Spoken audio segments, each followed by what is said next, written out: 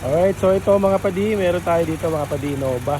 No, ito yung in-overhaul natin mga padi, tapos tinest drive ko nung isang araw o kahapon na ata yun. So nung tinest drive ko kasi ito mga padi, grabe. Yung aircon nito, sobrang init. Hilaw talaga, mainit talaga siya mga padi. Okay na tayo sa makina. Tapos yun nga, niraise namin yung concern dun sa owner na yung aircon nila kasi nga talaga medyo mahina talaga yung aircon nila. So ngayon, chinek natin mga padi. Ayan, ito yung ano natin, yung gauge natin mga padi, no? Ayan. So yung low side niya mga padi, ayan, kita nyo agad oh. Naka 60 na agad yung reading mga padi. No, kapag ganyan sa low side, ibig sabihin may problema na tayo sa compressor mga padi. No, mahina na yung bomba ng compressor niyan kapag ganyan. Kasi ang normal lang na sa compressor natin maglalaro lang yun mga around 35 dapat yung reading dito mga padi. Yung sa kanya nasa 50, no? Ayan. Tapos yung high side niya, pasok pa naman. So since dual aircon to mga padi, kapag dual aircon, acceptable natin na high side reading is nasa mga 200 to 230. Pero pinaka-ideal talaga niyan, mga nasa 180 to 200 yan. Yun ang pinakamagandang reading. Pero ito okay pa naman yung high side niya. So ang problema lang natin dito is yung compressor niya, mahina na yung bomba ng compressor niya. Kaya so ngayon, papabomba natin, paparevolusyon natin, tingnan natin. Yan. Pag re-revolusyon mo siya, doon na nagkakaroon ng magandang bomba ng freon.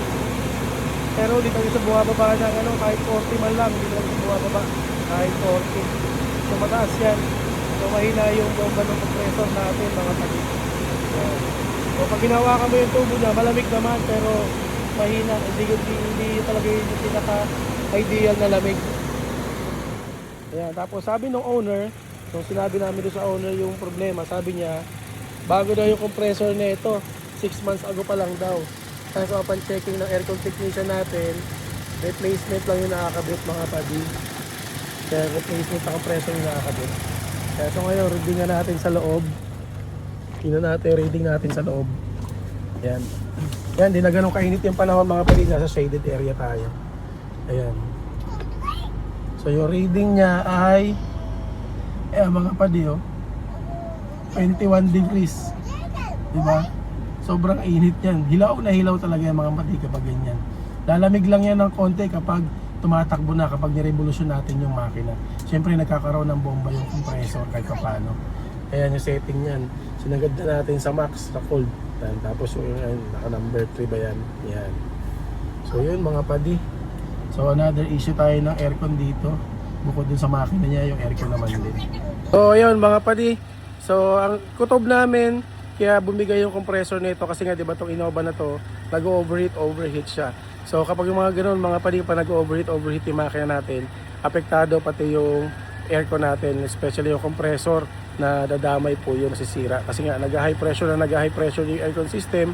So nag-sacrifice ngayon yung ating compressor. So yun mga padi. Hopefully may natutunan ulit kayo dito about sa aircon system ng mga sasakyan natin. So yun, salamat mga padi.